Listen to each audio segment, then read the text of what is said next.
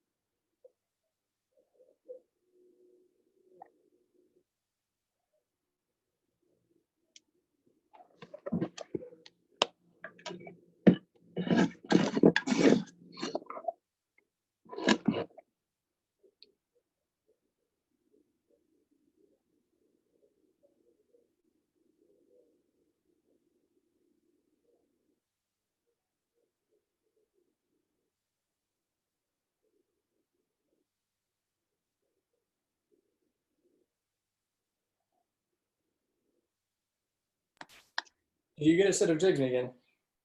Oh, hi. Hi. I made some today. Oh, sweet. Cool. That's great. Hope that they will work out all right. See my jig? Got a Nice. little, yeah, I made a couple angles. I just took, well, it's hard to see here. All right, Yeah, got an that's angle great. piece It in, looks about like mine. got a little stop here, switch stop. Oh yeah.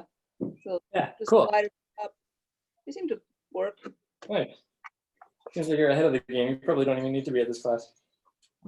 Well, if you're just making jigs, maybe I don't. No, I'll be demonstrating how to use the jigs. I think a few people, at least 6 people came and picked up jigs from the shop. Yeah. So we'll see who shows up. I was gonna make something to I was gonna cut the wood to make, I don't know what you call it, the slats that you make the Kumiko out of. And then I was gonna make like a little thickness sled so I could use my plane and I could plane them all so they're exactly the same. Yeah. I didn't get that done yet. Yeah, I just did it on the table saw, and I'm realizing that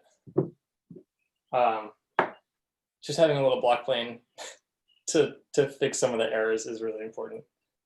Oh. So Because the table saw didn't work, didn't make it. it worked, but they're not like perfect. Yeah. And I'm gonna blame it partially on the humidity, but they're a little wide. So. I practiced doing, I think what you're doing, I can't quite see it, where I just sort of made some practice pieces to cut the angles, and I don't like one, so I didn't expect it to be perfect, but it was far from perfect. It's like the angles weren't quite exactly right. Maybe it takes some practice. Yeah. How sharp is your chisel? Very sharp. Because that's what I found is the most important thing. I made enough mistakes that I can hopefully give some good tips later on. I'd have to email you maybe on a different day because I didn't make enough mistakes to like have enough good questions. I only tried it twice. Like I made the jigs this morning and then I tried it twice and it didn't come out quite right, but I really need to try it a bunch more times to figure out what I'm doing wrong. Questions. It looks like I looked at a bunch of different plans for the jigs. Mm-hmm. Did you find somebody specifically that you really liked? Well, I don't know if I like them or not yet because I don't know if it works. But I had this book at home. So I had this book called so the guy is Desmond. Okay. So I had this kicking around my house for a while, and I looked at how he made jigs, and then I just wanted another reference. So I looked online and I compared the two methods. And so I like this method I found online, but kind of made sense to me. And let's see, it's in my notes here. So the guy whose pattern I followed was some guy named Mike Barrington. Okay. And I liked his pattern. So it's a little cross between the two. This guy Desmond King, who wrote this book, and this guy Barrington, who I think is in like Woodworkers magazine from time to time. So we'll cross between the two jigs, see if it works. Yeah. The design that I landed on is a little bit of a hybrid as well. So we'll see. Seems to work.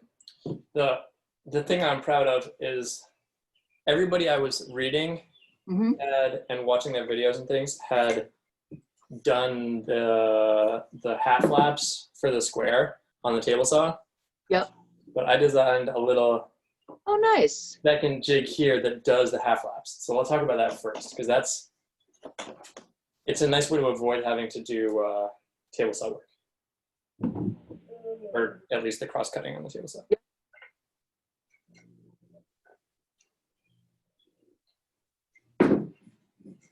No, is there anybody else at your meeting? There's people signed up. People paid for jigs, so I'm surprised if they don't show up. Yeah. We'll see. Give them a few more minutes. Oftentimes, people don't actually start rolling it until right at 5 o'clock. Yeah. We'll see. You making anything else good? Let's see. Yes, I'll go get it since we're waiting. I'll show you. It's kind of a cross between silly and stupid. Let me go get it. I like it. Okay.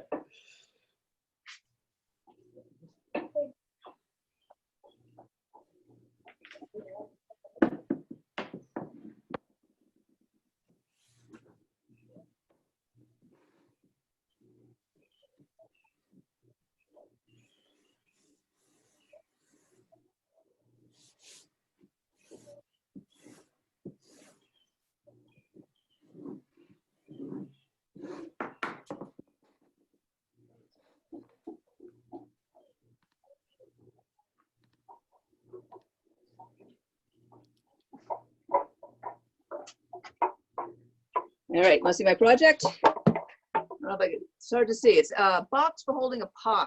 No, Nice. that's my screen is very small, so I don't know if you can see it. So I made this box, and then it has a lid, and I got a piece of tin with a lid because I had seen these things called pie safes that like Shakers made. Okay. They put their like food in it, and I think the little dots were so that bugs don't get in. I like that. That sometimes I make pies, so it's got this crisscross lattice thing on the bottom, which is sort of fun. Ooh. And then the lid goes on, and you put your pie in there, and you can carry it somewhere. That's fantastic. It looks great. Yeah, it's kind of I don't know, it's silly. But I make pies from time to time, and then it's hard to bring the pie to someone's house because the pie is kind of gooey. And so anyway, so you put it in the pie box, and then you can take it. So that's what I made. Nice. I've been known to try to ride a bicycle with pies, and it's a challenge. So I can understand the need for that object. That's really good. Pie box. Everybody needs a pie box. Everybody who makes pies need a pie box for sure. That's right, because you have to transport your pie. You rarely bake a pie for you. Well, I guess you might, but It's hard to eat one by yourself. how about you? Any special stuff? I've been teaching myself how to stitch shirts.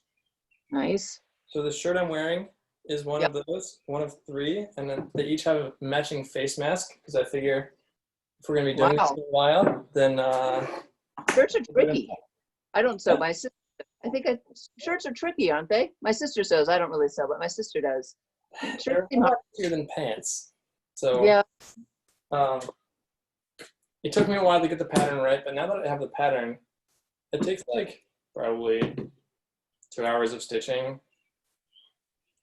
To make a shirt? That's pretty cool. Yeah, it's not bad. I've made 3 so far. Nice. Here we go. Usual suspect. Mark is here.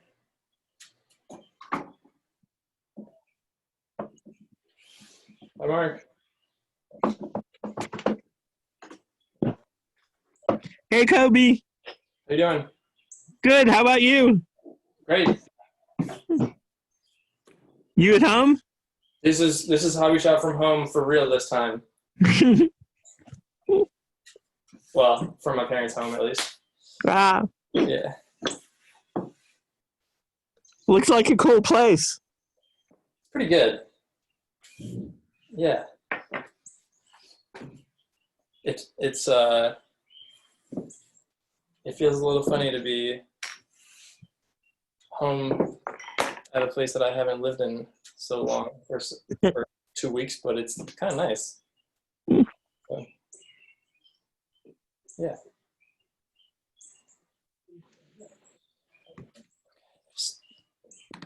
Bound to be more. Mark, did you get a set of jigs? I forget. No, I didn't. Okay. I was going to pick some up if I were in the neighborhood, but I hadn't been. So. Oh, right on. This is a real cast of usual suspects for the hobby shop here. This is good. I feel like I'm really in your living room. You are in my parents' living room right now. Vidian, did you get a set of jigs? No, I did not. How about you, Michelle?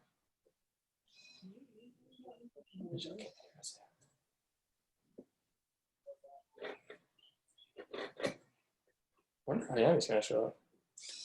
Hey Kobe, it's Michelle. Sorry, Yeah. I was technically challenged with finding the mute button. Oh, happens all the time. Oh, there's Yami. Hey. Yami's on mute too. The problem with these overly clean user interfaces is that you have to figure out that you have to tap something before you can see what to tap. Yep. Yep.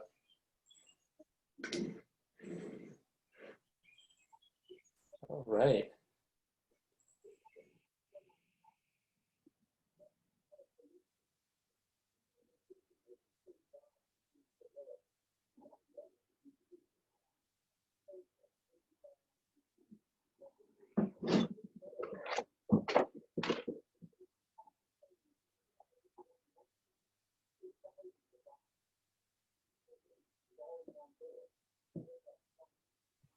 I think Kobe froze up.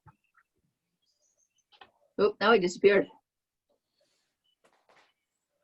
Okay, so it seems like I have mildly slow internet, or slower than normal. So I'm gonna request that everybody who's not me turns off the camera, and hopefully that'll help. Thanks. Not that I don't want to see your face. It's just that it's making my internet slow. Now it seems to be working. Yeah. Cool. Kobe, how long is the demonstration? Is it an hour or 2 hours or? We'll probably finish in an hour. I did some prep work, like Martha Stewart style, so that we can not do everything. It took me 4 hours. It took who 4 hours? Hayami? Yep,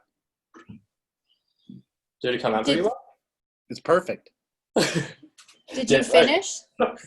Yeah, I finished 4 of them. Oh, really? Put them in 4 hours. Okay, Oh, so one an yeah, hour. I don't have anything. I've been busy. I've been busy putting back the shop together. Wait, so that was all a lie? Yes. Okay.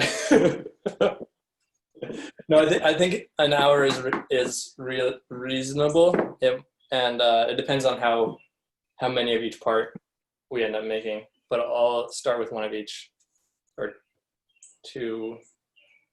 Yeah, we'll start with a few. So sorry to ask you so many questions. My next question, because this has to do with whether I stay in the kitchen or I move to a place that can handle some sawdust. Are we going to be sawing? I don't necessarily recommend that you try to follow along because I think that'll make it slower.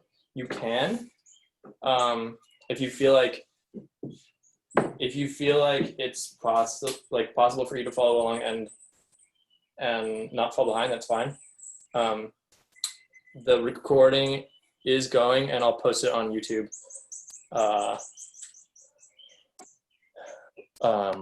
after the workshop's done. And hopefully it'll record the right thing this time. Okay. Because we're possibly time constrained, even though I guess I'll give it a couple more minutes. People just keep coming in. I just want to make sure that everybody who got jigs is actually here, but I don't know. So the only person who I know who got them, who isn't here yet, is Peter. Jimmy. Yeah, we'll start. Okay.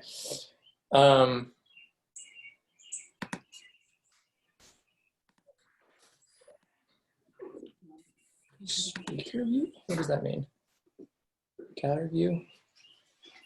Okay, I hope this is right. Thanks for coming, everybody. If you got jigs, before I forget, there's a bit of a jigs mix-up.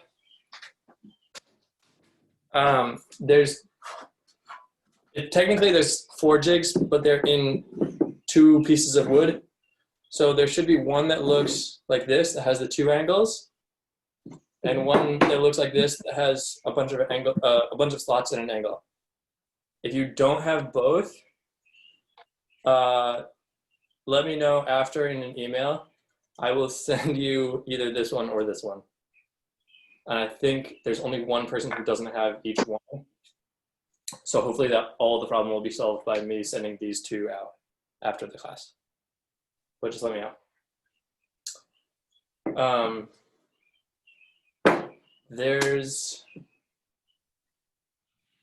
And also in the materials list that I sent out before, the tools list I sent out before, I didn't include either a block plane or a sanding block, but it turns out, and I'm gonna blame it on humidity, even though it might not be humidity, these strips are sometimes slightly too wide to fit in the jig. So if that's the case, you may need to either sanding block an edge or block plane an edge just to make it fit. But we'll get there. If we run into that issue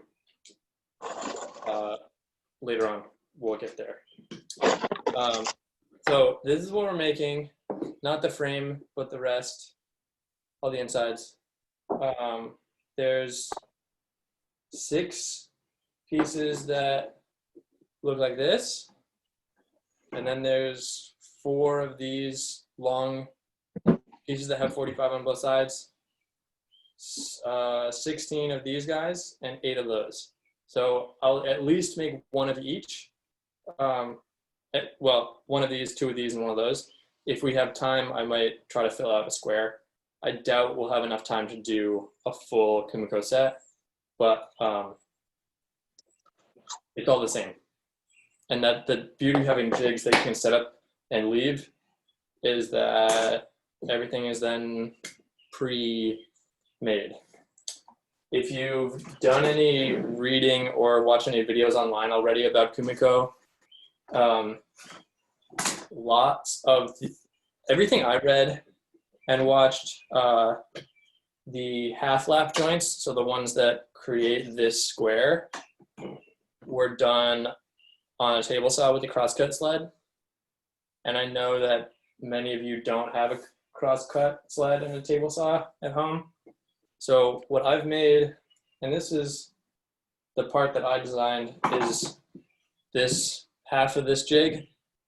And this hopefully will help us get, well, it worked for me. So this allows us to cut the half lap joints that create the square grid as so we can avoid more table saw work. Everything in these jig sets is either the width of this or the width of the thickness of it. So like thickness being this 1/8 or width being this 3/8. Maybe I'll open the chat window just to make sure. If you have questions, holler or put it in the chat. I do have the chat open now. So what we're going to do is lay some strips in this jig. Hopefully you all can see that. And the first cut, so that's like on this, that's like this cut here. Doesn't really matter where it is. You want some distance away. If you can fit 3 in here, that's great. Like I said, I'm gonna blame it on humidity, but I'm not able to fit all 3 comfortably. So I'm just gonna stick 2 for now. We do need 6 identical pieces at the end, but we'll do 2 at a time rather than 3 at a time. Where did my saw go? Here we go. Okay. So the first thing we're gonna do, since we know that the thickness of this cut is the same as the thickness of our wood, I'm going to place 2 strips in this slot and supporting my saw with a finger just to keep it rigid in the beginning. I'm pushing it up against the end. You see that? Like up against one side of that. Oops. It's backwards. I'm dyslexic. One edge of that cut. And I'm going to cut just until both sides of my saw get to the bottom.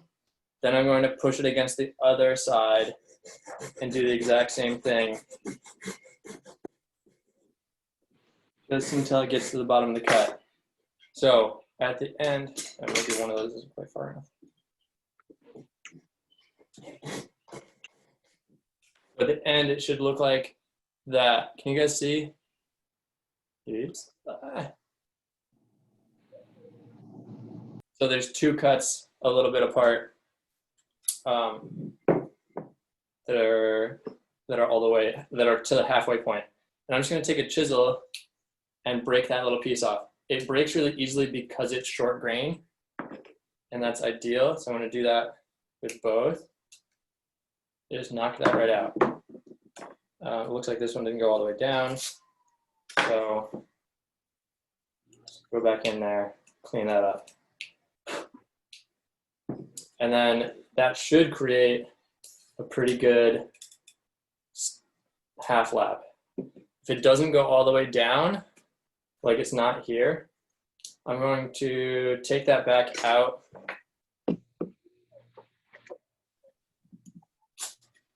Just making one of them a little deeper. It actually doesn't matter. If you go too deep, that's fine. Because a half lap joint is really nice that it covers itself and you can't really, it's like last week Hayami was talking about the beauty of a half blind dovetail where it like covers up some of your mistakes. A half lap joint is the same way. So ideally that's a tight enough joint that it holds itself even if you turn it upside down and shake it. If it doesn't fit, I'll make one that's too small in a minute. If it doesn't fit, just take your chisel and pare it down. I'll show exactly what I mean in a minute. So now we're going to use these other cuts in the jig here. I'm going to use just another scrap of the same strips and push. Can you see that? Push those on there and then place it. Oof, this one's too thick. I'm gonna use a different one. I don't like this one.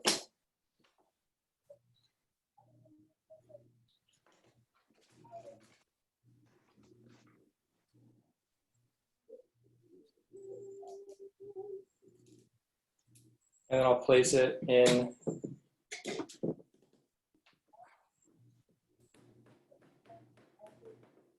in that bit there. So we have this cross piece holding it at the right distance. Is there a reason that ends weren't lined up in the jig? Yeah, that doesn't really matter because it's the extraneous ends here. And it doesn't really matter if they're the same length yet. We can cut those to length later. Got it. Thanks. That's a good question. So those are going to go in there. And then we're doing, because those are, we know that they're the same length from this piece here, because this is registering the slot. We can do the exact same cut now. And I'm going to make sure I go at least to the halfway point, switch sides, and again go to the halfway point.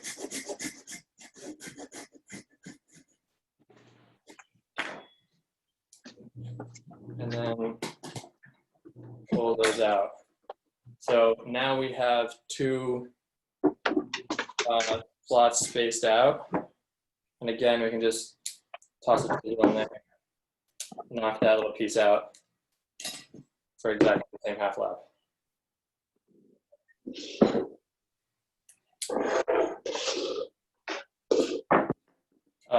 Oops, sorry. And then same thing. Now we're using that second slot.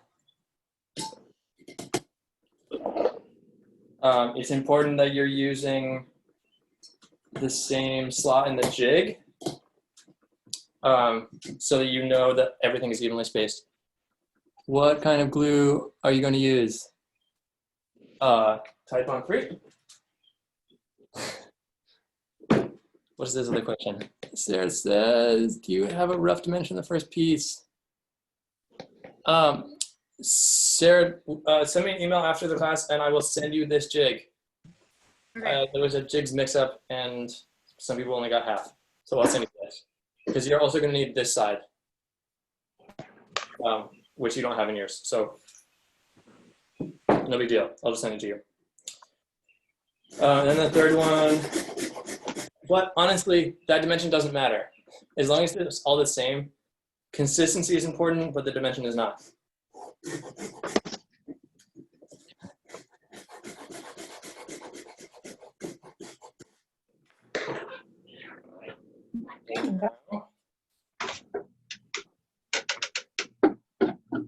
So in the interest of time, I'm only going to make 2 of these, just so we can move on to the next cut. But now we see, really we want 6 identical pieces like this, because they create blah, blah, blah. Boom. Martha Stewart style. We have, so it's the same, it's the same part of this. I just don't want to waste your time by doing 6 of these. If they are, I'll show you just with a sample piece of scrap, if they are too close together. So for instance, like if that first one, you move it somehow a little bit. And then when you break out your little half lap block. So this is going to be too narrow to ever fit that piece in. But, and if you don't want to damage your table, like I don't want to with this, just put your chisel in there and pare down. Japanese chisel sharpener. And you can just pare straight down on that end grain. I'm making some salad to go with dinner. Or you get pizza? Somebody's on, not on you. Whoops, sorry. Having dinner with pizza and salad. Yeah. So if that is too tight, you can just pare it to get it. I went too far. I overshot, so it's a little loose now. But you can adjust that cut if you need to. Cool. Any questions about the half laps before we move on? Keep an eye on time, I suppose. I have no idea what time it is. Yeah, That sounds good. Okay. Cool. So the next part is when we're actually going to start getting into the Kumiko jigs. This is more so what will resemble if you look up any other videos, like Pask has a Kumiko video, and there's instructions online and things. From here on is kind of what you'll get from that as well, minus the jig making. So the next piece we want goes from the center out to an outside corner. So what am I saying? So what we're going to do is roughly mark that out. So just mark it with a chisel, get a little cut in there, and double check and make sure that's good. I'm going to make it a little bit long because a little long is better than a little bit short, unless you have a wood stretcher. And again, I'm just going to flip this to the side. You can see there's a bunch of cuts on this. That's fine. And then I'm going to cut it with this saw, the crosscut side of this. If you have that X-Acto saw, it'll work just fine. It's just slower. And then what we're going to do is start setting the stop on your jig. Make sure your screwdriver fits that screw pretty well, because you don't want to strip it out. So I'm going to loosen that, move that stop lock until the piece is just sticking out a little bit. Why does it make it backwards? And then push the stop lock up to it and go ahead and tighten that. And now this is the thing that, this is why you need a really sharp chisel, first of all. And also this is most of Kumiko cutting, is just this pairing action. Start off by just cutting small slivers. Don't worry about getting up close to your jig yet.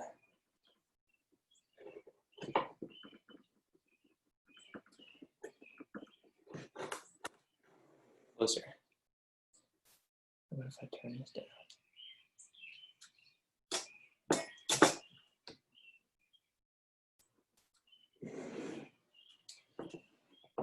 So Kobe, can you cut it proud with a saw and then chisel back? absolutely, and that's kind of what I just did. I'll show more about that in a minute. That's a really good question, Mark. So, like in my carving class, it's the difference between, you don't want to just push, you want to also slide. And you're using this 45-degree angle surface of your jig as a reference to make that cut. So really it's like, I end up making little circles when I get close to make that really match. And I'm just gonna pop it out, flip it over, and put it right back in the jig. Because what we ultimately want, I'll show you in a second, what we ultimately want is two 45-degree angles coming together as a 90 on the end. So they're both, what is that, a 16th inch long, or 16 through 2. So can you see, there's a little 45. I don't know if it's going to come into focus or not, but yeah, it's focused, right? And that is going to fit right in that corner. And intentionally, it's still long. And this first one is the toughest bit because we're going to slowly sneak up on the right dimension. So go ahead and loosen your jig again.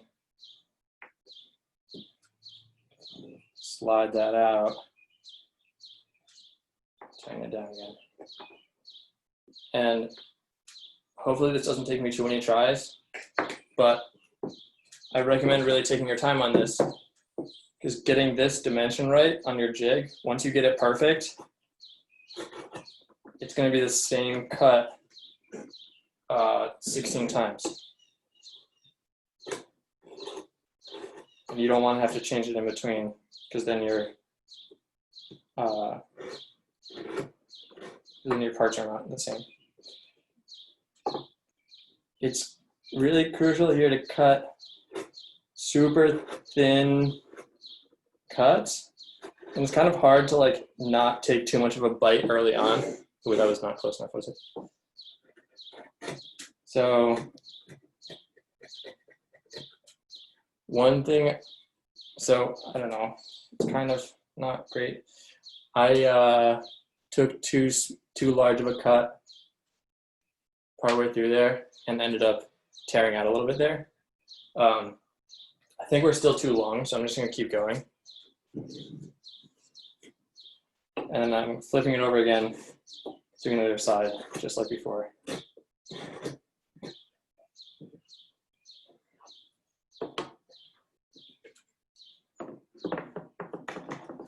And then, yeah. Oh, first try. Okay. So that fits now. I'm gonna make sure it fits in all of them, because possibly, yeah, pretty good.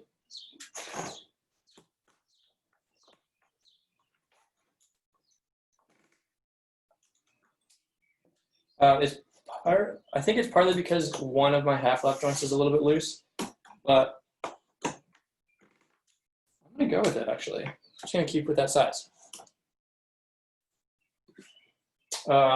Because that was so quick, I'll make one more. And Mark, I'll answer your question about cutting a little bit proud. Shoot.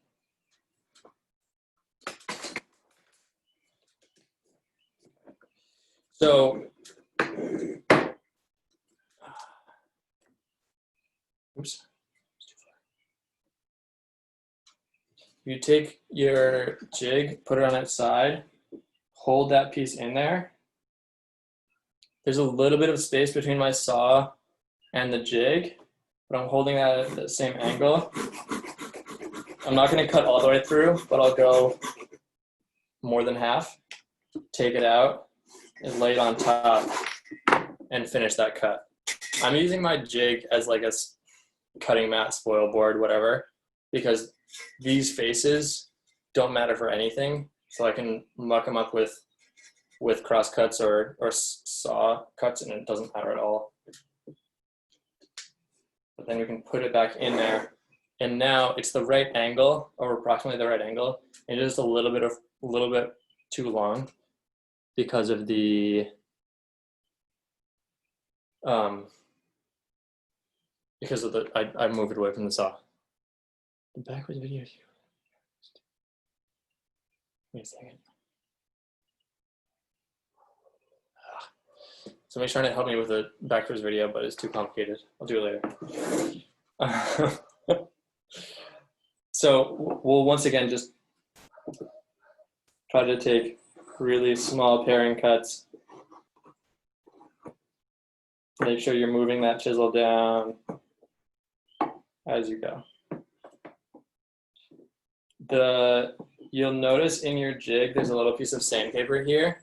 I put that in there because I was having the issue of the piece sliding out as I was pairing, and adding a little bit of friction with sandpaper there seemed to help a whole lot. I hope it doesn't mess up the angles. It seems like it's fine to have that paper there. If you don't like it, feel free to take it off. So we're gonna do that, flip it again, put it back in.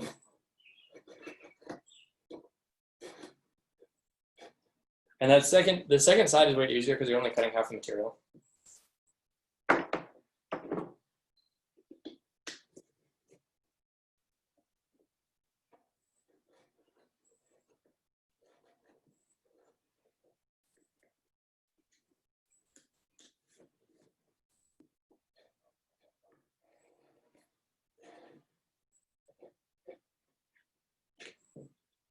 Cool. So now we have a second stick, and fits. I think these are actually a little looser than I would like, but I'm gonna roll with it because I don't want to recut everything. Everybody on board? Still in the same place here? Cool. So we're gonna come back to this jig, but for now I'm gonna put it aside and grab the second one. This one is, what are those angles? 22.5 and 67.5 or something like that. They're, if you cut 45 in half, that's one of them, so that's 22.5, and then 45 plus 22.5 is the other. So that makes this half of this angle, and then the complement of that over here when we get there. I had this set for a much smaller piece. So you can also see, I'm trying to make, in order to make this easier for everybody to see, I'm making the biggest version that this jig makes. This is like halfway through. This is like the second one or something. Maybe the smallest one, I'm not sure.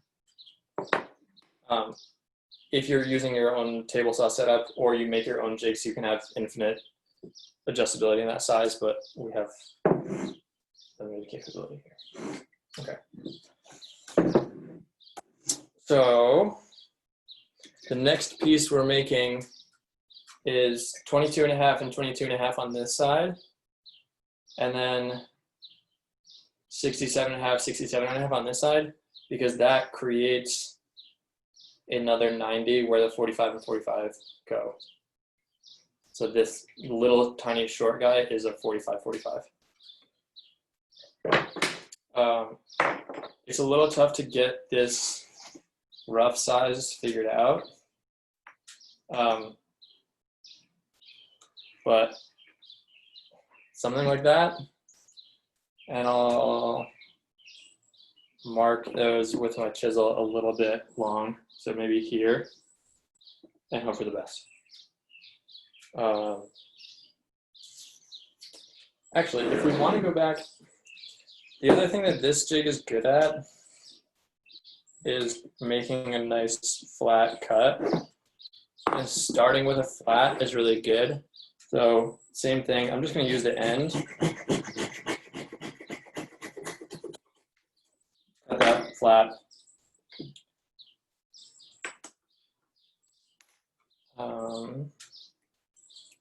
And maybe we'll make exactly the same.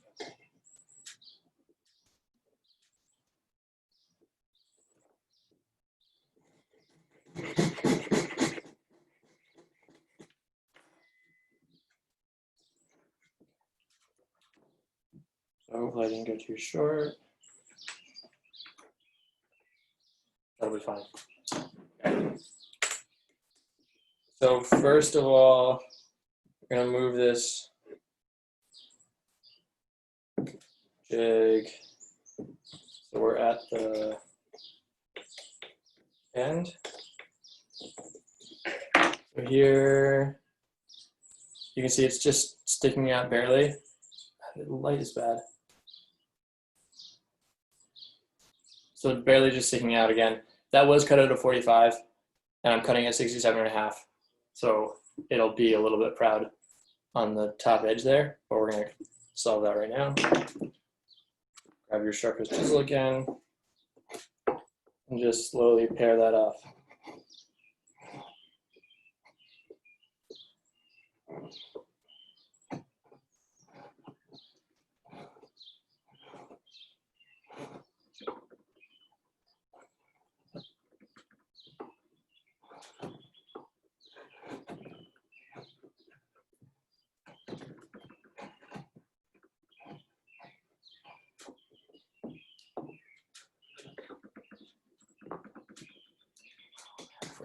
this already. Okay. And then because we want that a double-sided angle, I'm going to just pop it right back in and do the exact same angle on the second side.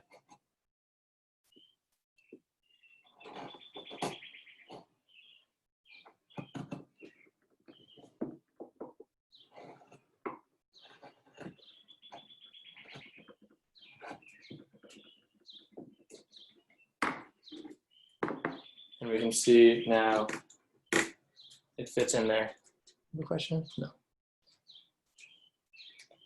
And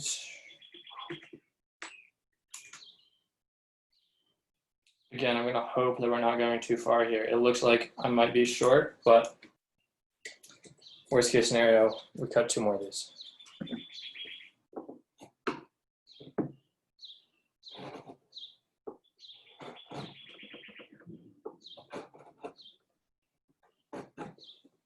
You can't really, unlike the 45s, where you can kind of tell when you cut the first one whether it's right or not, these, it's tougher to tell without having both of them done whether they're the right size. And honestly, even having the little tiniest section done gives you even more of an idea of whether you're finished or not, or whether you got the right length.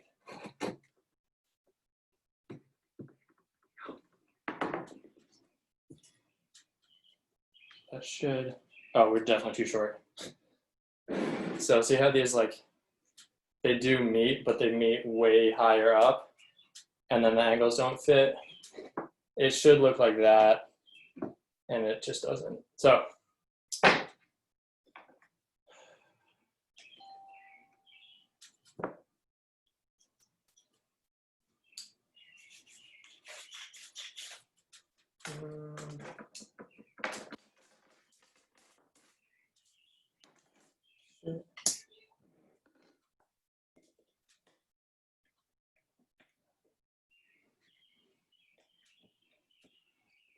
hopefully I can do this quickly.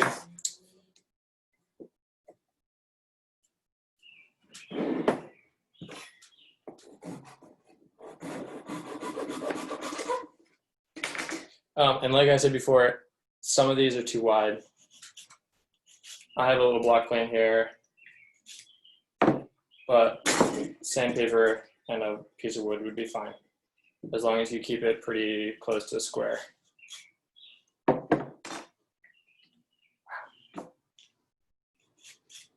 I wish I could just blame humanity, but clearly it's also my fault.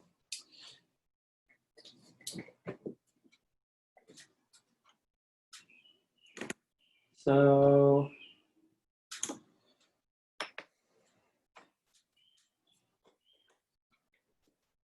I'm gonna just shy away from getting it anywhere close on this angle, and I'll get it closer on the second angle this time, rather than on the first one.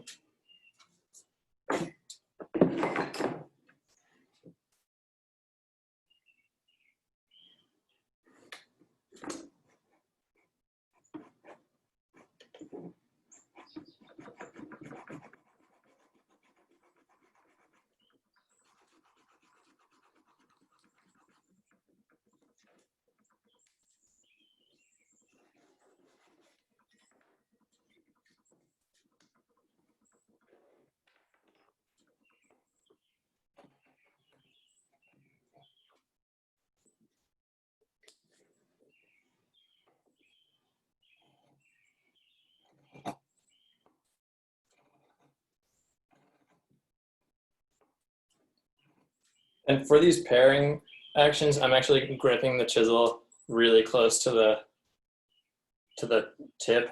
I'm barely using the handle at all in this case, because I want to have ultimate control over that chisel.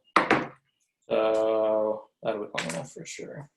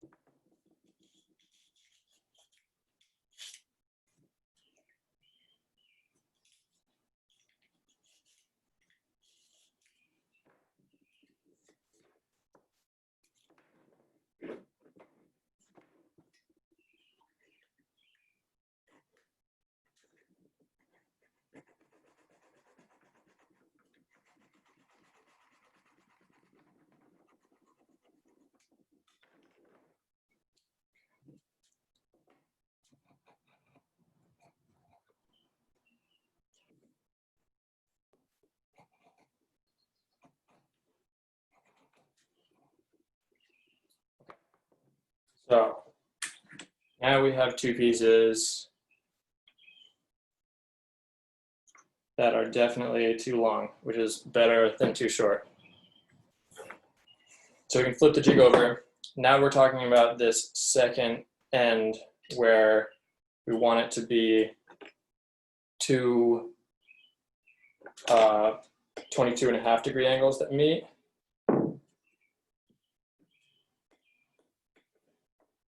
The tricky part here, let me see if I can show you with the finished Kumiko here. So see that little angle? It's where all three meet. And these two meet at 22.5, and this meets at another 45. Or more accurately, this meets at 45, and that meets at 90. However you want to look at it. Because it's a combination of the two angles.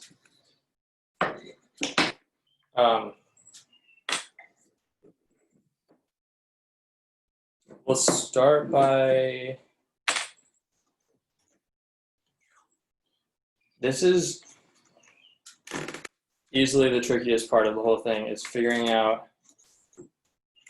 how long to make these.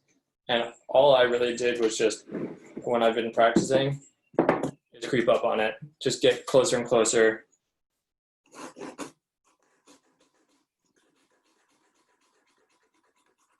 Make sure when you're cutting that you're not cutting your jig, that you're actually leaving a little bit of space between the jigs so you have something to file off, or to chisel off rather. And for this first cut, you actually only need one of those angles. You don't need to cut both sides yet. We're just trying to figure out the length at which these two pieces actually meet and at the right angles. So it's still a little too long. I don't think the camera's gonna be good enough to see this, but there's a little gap in between those pieces on the apex of the angle, which just tells me that they're slightly too long. Not very much, so we can just slide that jig just a little bit. Tighten it down again. That's probably too much.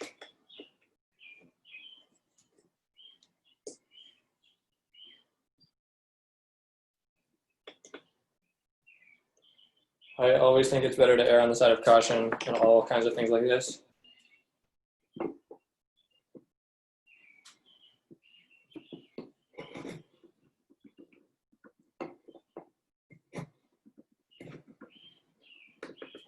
Feels like my chisel's a little bit duller than it was.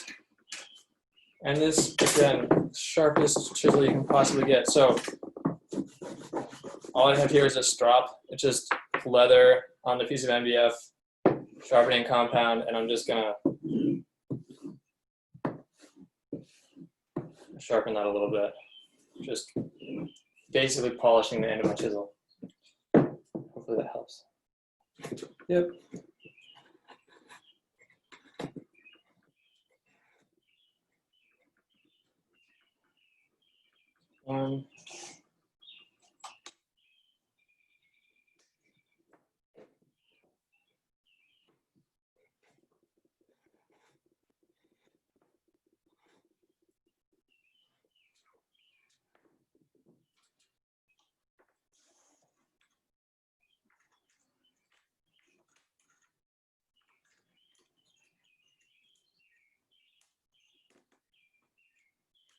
It's much closer, but I still think it should be a little shorter. Once again, hopefully this is the last time I move this.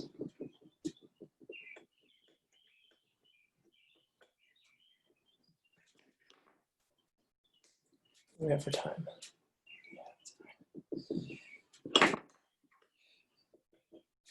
Once again, I'm afraid I've moved it too far.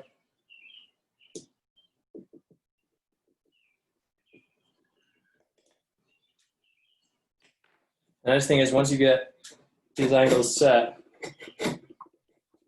they're never gonna, well, as long as you keep the same length of base pieces, these can just stay as they are.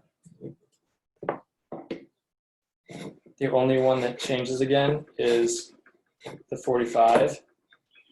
So if I was really gonna do like production of this or try to make a cube or make a big screen or something, I would definitely have a second one of the 45-degree angle jigs, just a second of this side, so that I can set one for the little piece. Okay, I think I'm happy with the length of those pieces. See if I can show you. So they're coming together at the right angle, I think. I'm gonna leave that. And I was reading all this stuff. Everybody says make sure that when you cut the second side of this angle, that it's a third or 2/3 of the thickness, not half. I really found that getting that precise, and if you practice, I'm sure you're gonna get better than me at this, but I really found that just making it half and half, just like the other ones, simplifies it a little bit. It does mean that you're not coming quite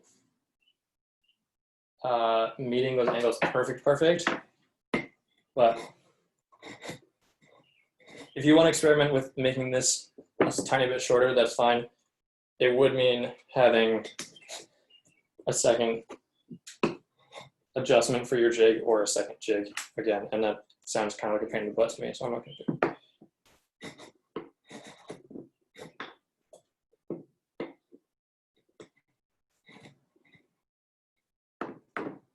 I also don't want to waste too much more time. Okay, so, oops, that goes there. That goes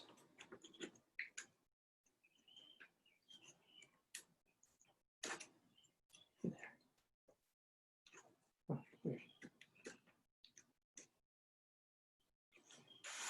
So now, maybe you can see, now that I've cut both sides of that angle, see if I can get this close to the camera. Now that I've cut both sides of that angle, there's a little space in there for a 45-degree, or really a 90-degree end of a tiny piece. And that's what we're gonna make next. Ideally, I'd have all 4 of these longer 45-45s done, but I don't want to waste your time doing more of those, so I'm going to move the jig stop. There's multiple holes to move this stop block back and forth. On the ones I made, if you're using the largest size of grid like I am here, the farthest back holes for your 45-degree stop might not be far enough, and that's my fault. I apologize, but just drill another hole and screw that in. If you have wax or some sort of oil to wax the threads of your screw, that's ideal.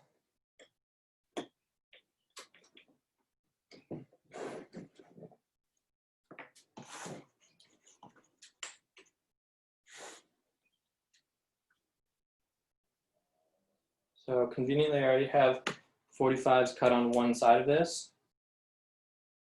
I'm going to place that in there, leave it a little long, but mark it with a chisel.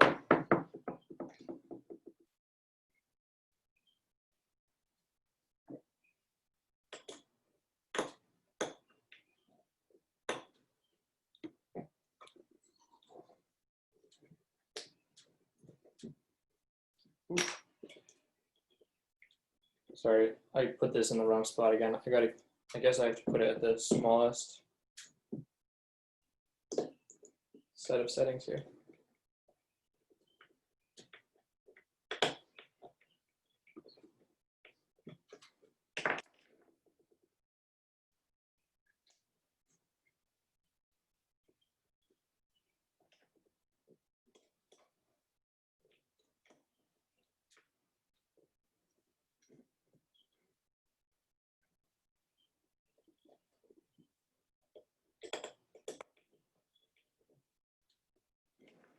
And once again, I'll just cut this, leave it a little proud, but cut it with this flush cut saw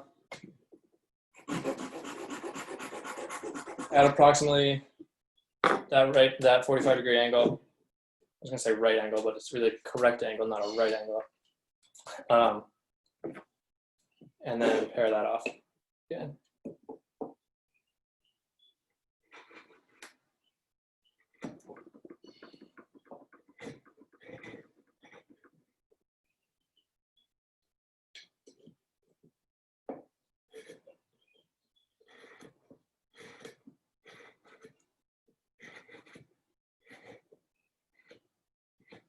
And it's really kind of a repetitive art here. Everything starts to feel the same. I was finding that, and you can kind of tell in here, it's a little bit discolored here. Part of that is because my hands are dirty. Part of it's because of burnishing as I chisel, and part of it's because I cut a little bit into it. It's not the end of the world. Obviously, it's not the end of your Kumiko. Try to avoid cutting your jig, but if you do on the far side, it's probably fine. If it gets really cut up, we can just recut that angle and it'll be fine. It's just a 45, so that's easy.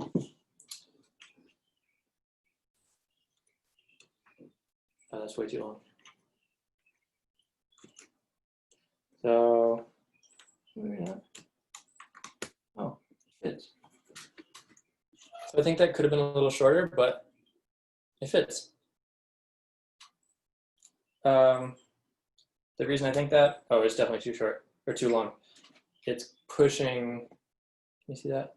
It's pushing that piece away from the end. So I'm gonna take this back out and adjust my jig again and shorten that.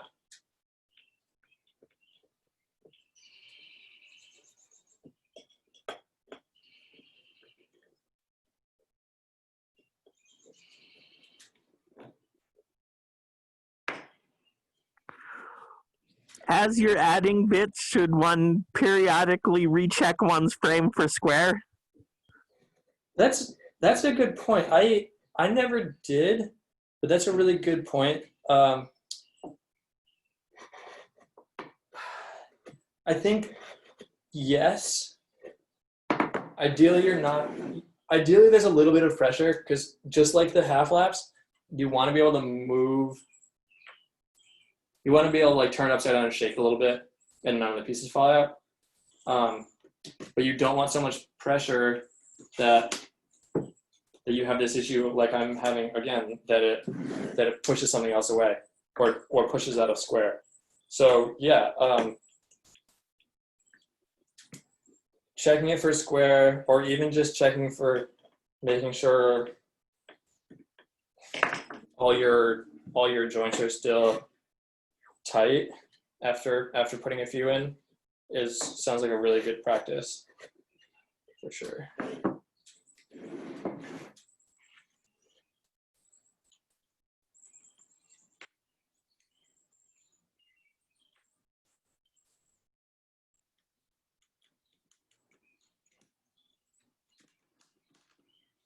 Still not perfect. Okay.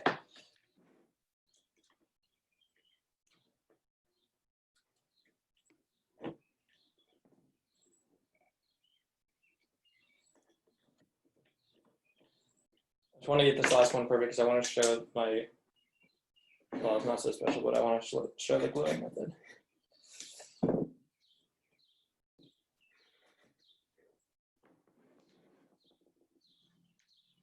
Yeah, I went too far. Okay.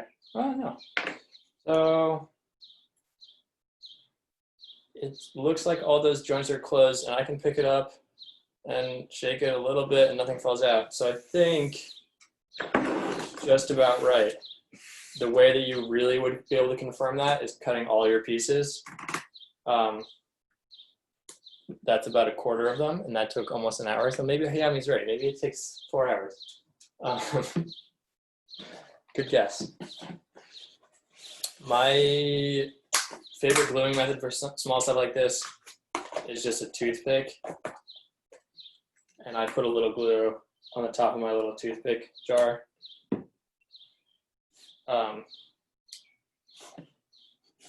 I guess I won't glue. Okay, I'll take it all apart. And we can glue the half laps as well.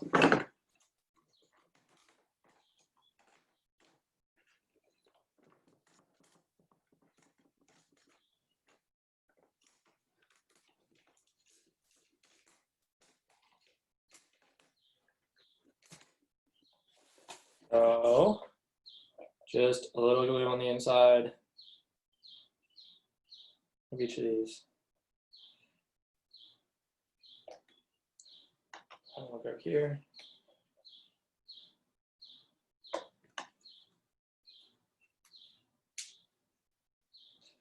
And if you have a little hammer, just a light tap is fine. It shouldn't be so tight that a light tap breaks it, hopefully.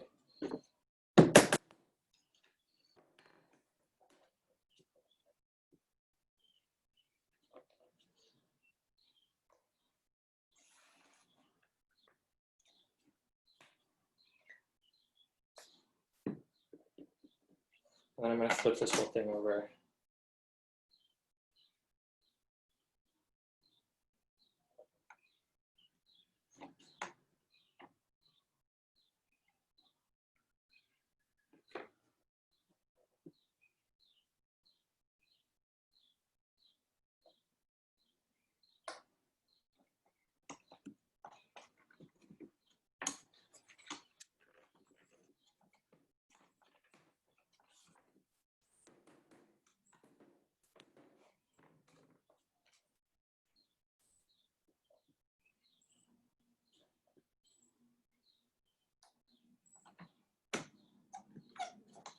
Probably could have done this before, then this would be dry by the time you. I think it's probably a good idea to glue your grid while you're starting to cut your other pieces so that everything is a little bit more tight when you get there. But here we are, I didn't do that. And then I'm just gonna put glue only on the ends. I'm not gonna go the inside of these joints because I don't want to overshoot the glue.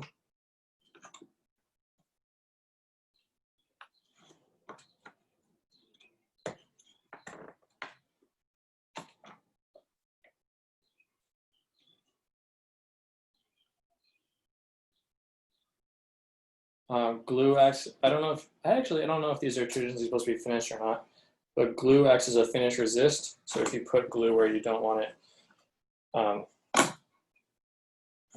and then try to put finish on it, you're going to be sad.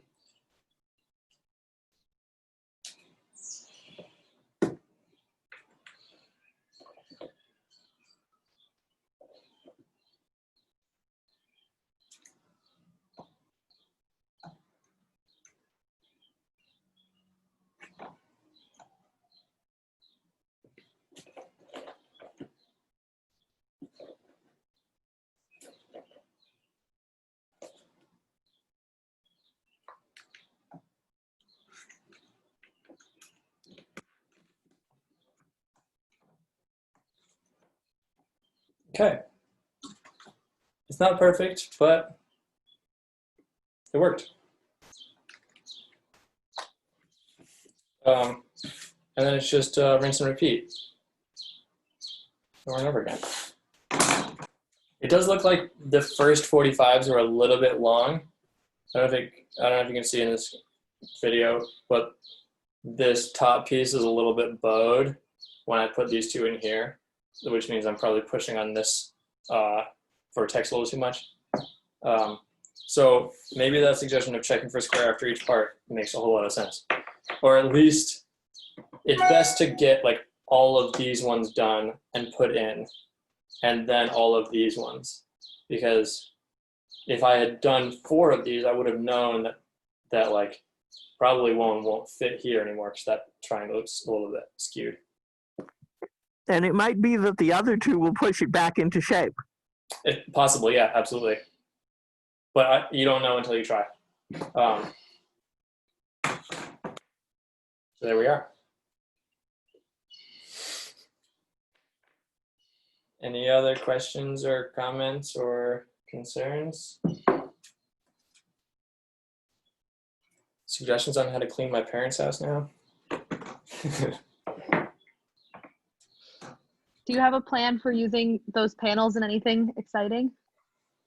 Like a lamp or, I don't know. I just Googled it for the first time. It's a good question. I don't know. I think that this one, I've been making picture frames all week for a commission. So I had some scraps, so I made a picture frame for this one. I might put rice paper behind it. I don't really know. It's a good question. Cool. It looks great. Yeah, I started learning it because I was curious and wanted to learn, not because I had a project. Looks like they would make trivets. Yeah, totally. Totally. I'd want to make them a little stronger, probably, but yeah.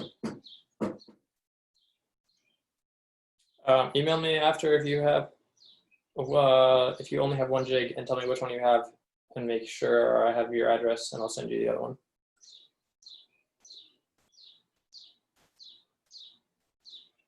And if you get started with it and you have questions, let me know. And if it seems like there's still a lot of excitement once we're able to do stuff in person again, we might have opportunity to do a couple-day class in the shop instead of just a video thing.